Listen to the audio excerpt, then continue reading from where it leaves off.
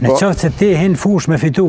Motivi është i rëndësishëm në këtë. Ti duhet me hi me fitu atë une, ndërsa sa i përket sigurisë modhe që o ka bëhet edhe në Tiranë, edhe që pritet më bëhet në Leskovcës e në Novi Sad, atë që shko më organizu këtë kampionate për moshat U21. Një kombinim Kosovë e Shqipëri, Shqipëri-Beograd. Që kjo tash gjitha ajo siguri që ka më bo për dy kombëtarë, atëherë ne ku dy këto dyat bashkë, si bashkë organizatore, ku ka më kushtuar rëndësia, ndërsa sa i përket. A ka tension tani më shumë apo të kaluar në 2014? Jo, atëherë ka pas shumë. Atëherë besoj që ai droni që Halili pe e qun një farë gobleni që e ka gabim. Pse çfarë është, çu e qun ti? Shqiptarët nuk e kanë provokuar atë. Po çu e qun ti ato? Po më intereson. Ajo është Halil, unë nuk di kush e ka bëu. Po se ka marrë për sipër. Po e ka marrë për sipër, unë po besoj që është ashtu, unë nuk di kush e ka bëu. Po megjithatë, ajo e ka ngjall patriotizmin shqiptar, Halil. Patriotizmi shqiptar ku? Po patriotët shqiptarë luftojnë që një shekull, hiç pa fotografi. Fajtorë shpoll Serbia dhe Shqipëria i ka marrë 3 pikë. Po ajo ka ndodhur mas pavarësisë Kosovë, zoti.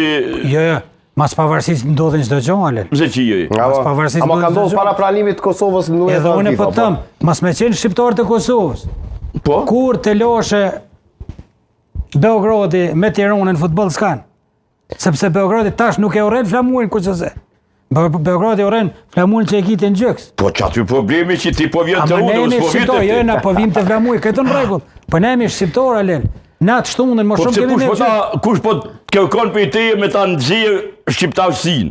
Apo kërkon dikush? Po, Halil. Me ta me injeksion, me ta nxjerr për trupin ton, për identiteti. Kanë thonë vresni shqiptarët. Po.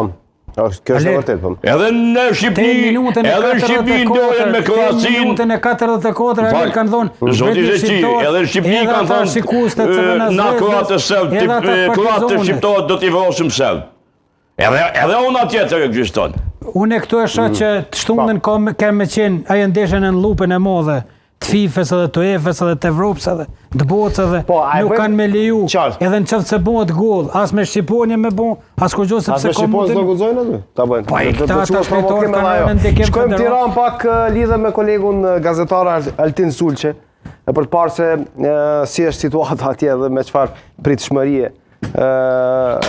Pra po pritet para ndeshjes së shtunës. Altin, mirëmbrëma dhe të faleminderit shumë që jemi me neve. Mirëmbrëma. Altin, u kthym 2014 ne tek ballisti dhe tek transparenti i vendosur në stadiumin e Partizanit atje, po para kësaj si po pritet ndeshja e shtunës, cilat janë përgatitjet e federatës dhe cili është reagimi i shtypit atje?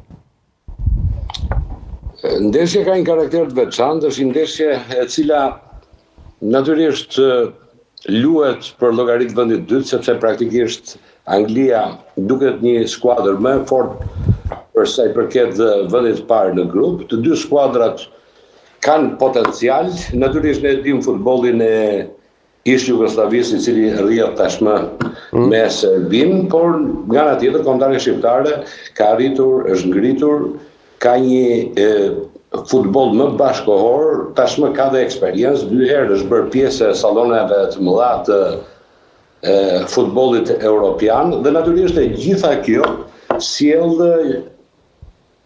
gjithë mënyrën se si kjo ndeshje do të vi me një përballje shumë interesante. Natyrisht është një ndeshje ballkanike ku në bankën e memorjes janë të gjitha ato që ndodhen kohën e shkuar, por ne duhet të themi që çdo ndeshje ka historinë e saj. Nesër luhet ndeshja e datës 7 qershor. Ato që kanë ndodhur më parë shërbejnë për t'i nxitur këta djemë që të luajnë më mirë futboll, që të kenë dëshirë akoma më të madhe për të fituar, por besoj që masa tu janë marrë masa radikale, të jashtëzakonshme, është ngritur strukturat të tëra të shtetit për të pasur sigurinë në këtë ndeshje. Policia do të jetë gjatë gjithë ditës, urdhëron. A ka tension? Para kësaj ndeshje, a vërehet ky tension? Si tension? Tension kuptimin e pritshmërive të organizimit në një incidenti të mundshëm që mund të ndodhë. A ka frikë të tillë? Ka përgjegjësi.